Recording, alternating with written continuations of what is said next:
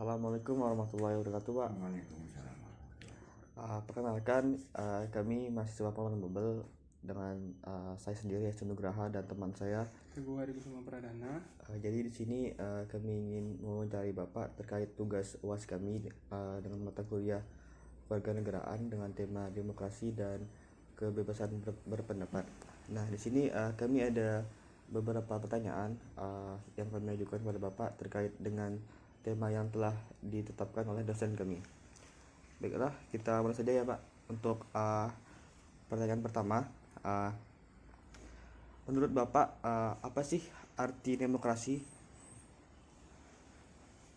Sepengetahuan kami demokrasi itu dari bahasa Yunani kalau tidak salah, demos kratos, kekuasaan di tangan rakyat, sehingga seluruh keputusan kebijakan yang diambil oleh pengusaha atau pemerintahnya berlaku di negara kita ini ditentukan oleh rakyat melalui perwakilan yang direkrut melalui proses demokrasi yang disebut dengan pemilu pilkada dan pemilu presiden. Demikian. Jadi kesimpulannya demokrasi itu suatu kekuasaan yang dimana dipegang sepenuhnya oleh rakyat gitu loh. Nah, ini kan ada yang ketiga Bapak ini demokrasi. Bapak kan sebagai guru ya Pak? Guru di mana kalau boleh tahu ya Pak? Di SMP ya. Nah, pengetahuan saya kan di SMP itu kan belum bisa ya untuk seperti yang Bapak bilang tadi untuk ngajuin suara lah untuk di pemilu kan. Karena rata-rata mungkin masih di bawah 17 tahun. Nah, di sini ada tema yang kedua ya Pak tentang kebebasan berpendapat. Nah, di sekolah Bapak nih, terutama di sekolah Bapak, kebebasan berpendapat itu apakah sudah ada atau jalan gitu Pak untuk siswanya? Sudah di dalam lingkungan kelas masing-masing atau di dalam berinteraksi sesama siswa atau dengan guru, demikian juga guru dengan guru, saya kira sudah berjalan. Namun demikian ya kita sepakati bahwa kebebasan itu bukan segala-galanya. Tetap kebebasan masih diatur oleh norma agama, norma sosial, norma budaya dan sebagainya kan. Maka dari itu kebebasan itu tetap dalam koridor dan dengan cara yang benar. Maksudnya ide itu bagus, harus disampaikan dengan cara yang bagus sesuai dengan etika norma yang berlaku di tengah-tengah yang negara kita ini berdasarkan ketuhanan, kemanusiaan ya, kemudian tetap menjunjung tinggi kebudayaan berperadaban yang sudah kita bangun berpuluh-puluh tahun. Demikian. Oke, terima kasih Pak. Selanjutnya untuk pertanyaan ketiga itu bagaimana sih menurut Bapak dengan tema tadi yaitu kebebasan berpendapat itu dalam masyarakat tuh dalam penerapannya itu gimana Pak? Kita sebenarnya sudah difasilitasi dengan demokrasi itu dan dilindungi oleh undang-undang pada pasal 29 kalau tidak salah. Kebebasan berpendapat dan berkumpul itu dijamin oleh undang-undang negara. Namun demikian tetap kita dalam koridor norma yang berlaku di negara kita, di bangsa kita, yang bersifat universal, syukur-syukur bisa berlaku juga secara internasional. Saya lebih cenderung untuk kebebasan berpendapat itu juga kebebasan untuk berperilaku, beramal, bertindak. Sebab kalau hanya pintar ngomong tanpa dilaksanakan juga tidak ada artinya sama sekali kan. Demikian juga kembali ke kebebasan, masih kebebasan dalam koridor. Kalau kita ngomong tidak sesuai dengan, misalnya saya hanya sebagai guru terus ngomong tentang pemerintahan, ya saya kira tidak pas. Harusnya dengan porsi kita masing-masing, sesuai dengan ilmu yang dikasih masing-masing, dan kembali serahkan kepada ahlinya kan. Kalau kita suatu kekuasaan, suatu kesempatan diberikan yang bukan ahlinya, tentu akan menyesatkan kita semua. Demikian.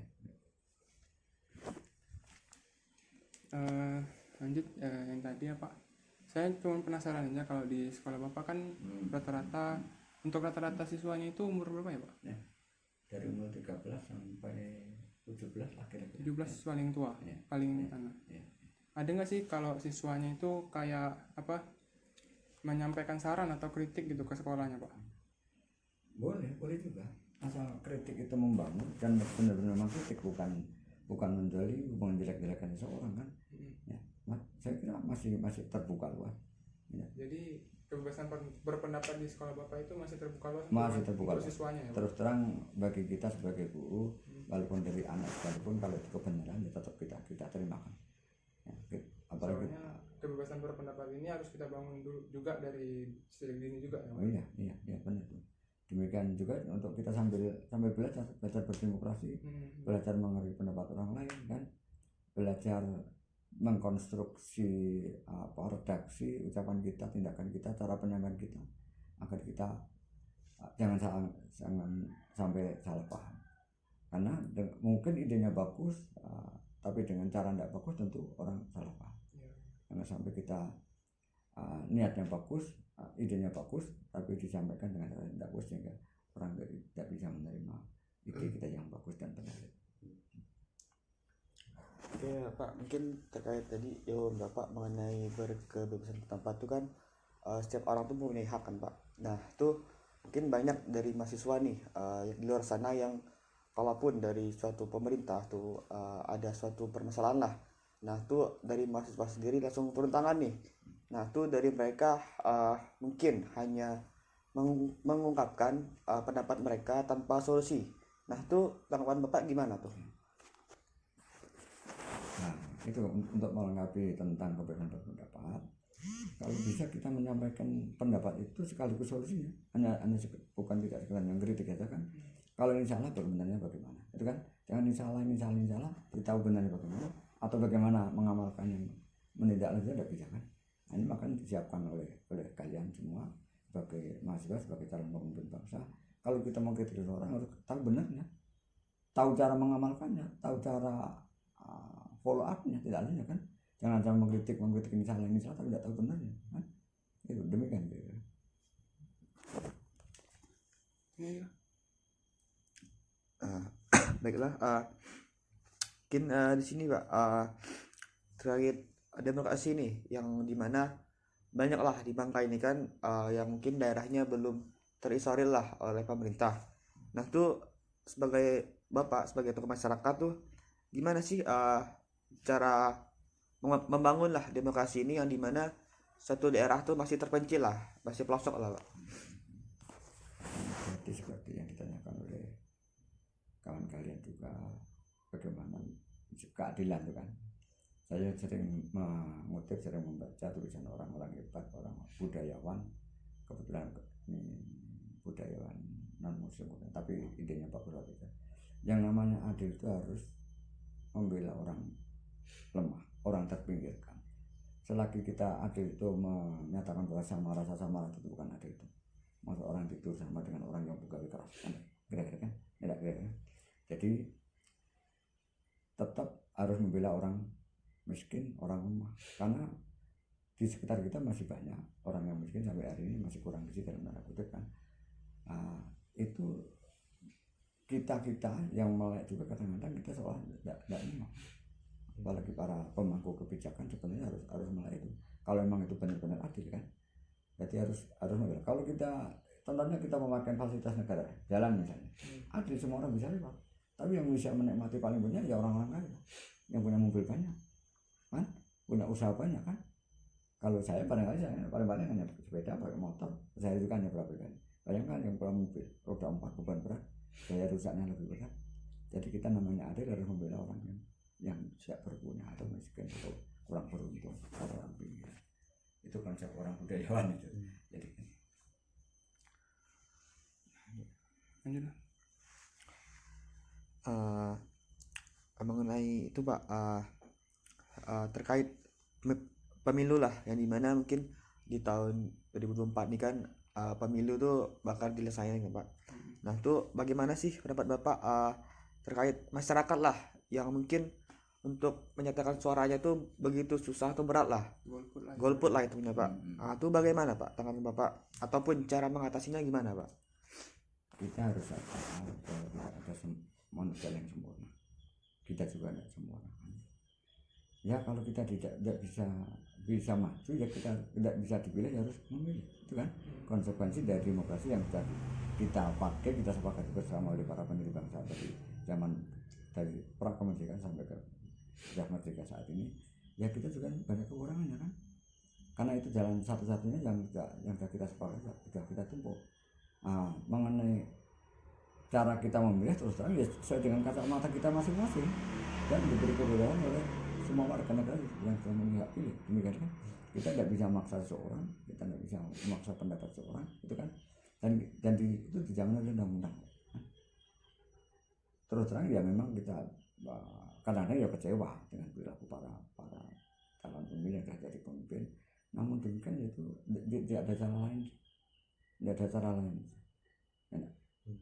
dan itu pun orang yang selama ini bagus, track recordnya bagus, belum tentu sudah menjadi bagus. Apalagi yang terkenal selama ini tidak bagus, apa yang diharapkan dari setelah menjadi kan itu kan. Jadi kita ya kalau kita tidak bisa lebih baik dari orang yang kita pilih, tidak bisa memberi solusi pada orang yang kita pilih, ya kita mau tidak mau ya harus memilih lah, punya kewajiban moral ada. Kalau saya itu ya salah memilih seseorang dalam pemilu itu misalnya yang menurut kita bagus, amanah, ya kita pilih dengan niat Bismillahirrahmanirrahim.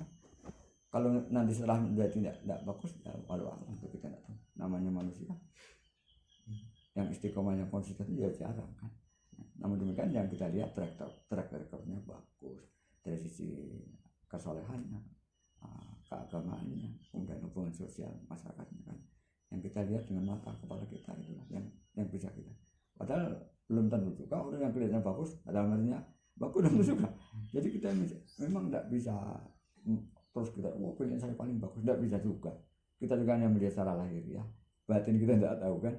Jadi tidak bisa kita paksa lah pilihan seseorang. Kami pun di rumah tangga kami ya, saya tidak, walaupun saya sebagai kepala rumah tangga tidak pernah merasakan kita harus pilih. Tidak bisa. Kita punya kacamata, punya referensi sendiri tentang seorang calon pemimpin kan, itu kan. Memang demikian yang bisa kami sampaikan. Oke, mungkin terkait itu tadi Pak, yang dimana kan banyak nih mungkin masyarakat yang dalam tanda kutip tuh kurang pendidikan lah Pak. Nah tuh dalam benak mereka tuh dalam pemilu tuh mereka menerapkan kalau kata bahasa Bangka nih mak kepilih si A si B nih kayak udah jadi apa lah, tidak berubah maksudnya Pak. Nah, itu gimana Pak pada Bapak mengenai tanggapan masyarakat yang berpola pikir begitu Pak? Enggak berat terus terang. Namun demikian kita sebagai orang yang beriman tetap kita harus ikut pemimpin ulil amri kita, itu kan konsekuensi dari kita orang yang tidak bisa memimpin kan. Ya kita punya kewajiban memilih pemimpin kita dan punya kewajiban mengawasi, mendorong mereka dalam pemimpin kita itu agar tetap jalan dengan yang benar, itu kan. Kalau kita tidak pernah introspeksi, pasalnya lebih baik dari orang itu, tapi kita tidak nyalon, tidak beri solusi, ya sama dengan apa itu omong kosong kan.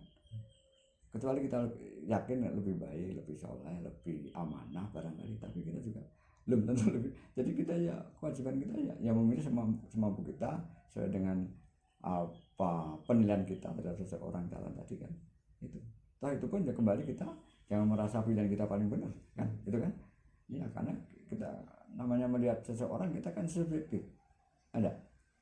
Apalagi nama-nama yang belum pernah kita kenal misalnya kan, tidak pernah kita secara runut riwayat seseorang tidak bisa kita. Jadi kita jangan merasa paling benar sendiri, paling yakin dengan pilihannya. Saya kira itu yang paling bijak untuk kita. Ya Pak, terkait demokrasi tadi, di lingkungan masyarakat sekitar Bapak lah, apakah demokrasi itu jalan atau kurang terlihat Pak? Sudah jalan. Namun demikian bagi kalian generasi muda terus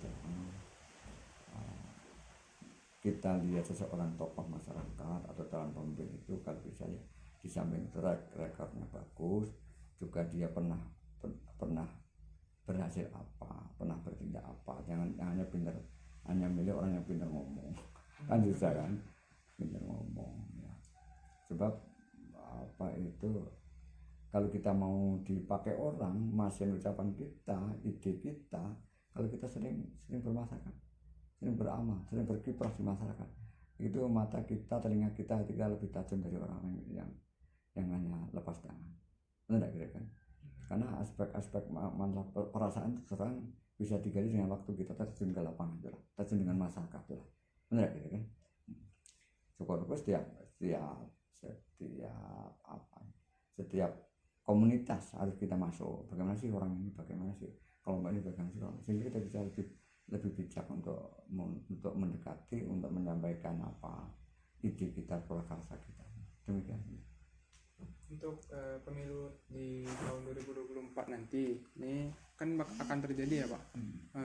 Harapan Bapak untuk pemilu di tahun 2024 nanti apa Pak? Harapan kita idealnya semua masyarakat yang sudah menihak pilih tetap memilih, karena itu kesepakatan kita bersama. Tetap kita harus milih. Demikian juga setelah milih kita harus mengawasi proses perjalanan bangsa ini, karena tanggung jawab kita, ini amanah dari para pejuang pendiri bangsa ini, harus kita kawal terus apa yang sudah sebab pemilu itu kan diundangkan oleh DPR kan, itu sudah yang sudah kita pilih tempoh hari tahun 2019 tempoh hari. Jadi kita harus taat dengan aturan itu, toh itu pun melalui proses yang panjang, perdebatan untuk mengambil keputusan melalui undang-undang pemilu itu kan. Jadi kita tahu, dan diharapkan kita punya pemimpin ke depan 5 tahun ke depan ya insya Allah lebih amanah lah terus ya. Demikian. Sekian keterangannya Pak. Mungkin ada nggak sih amanah untuk kami lah ibaratnya sebagai mahasiswa untuk kedepannya, apakah harus apa gitu, amanah dari Bapak lah, terserah apa gitu. Amanat untuk dari kami untuk anak-anak sekarang, karena masih usia belajar, bekalilah kalian dengan ilmu, keterampilan, ilmu bersosialisasi, bermasyarakat, berperadaban ya, sehingga lebih bijak kalian itu kan. Kemudian tolong bahwa apa yang kita kuasai, ilmu yang selama ini kita belajar belum apa-apanya, masih banyak ilmu pengetahuan lain. Dan kalau tentang keluarga negara ini, kalau kita merasa benar, orang lain juga punya kebenaran. Kalau kita punya hak, orang lain juga punya hak. Nah ini yang kita harus jaga itu kan. Kita memang berhak punya menyampaikan pendapat, tapi orang juga punya hak kan. Ya. Itu masalahnya kan.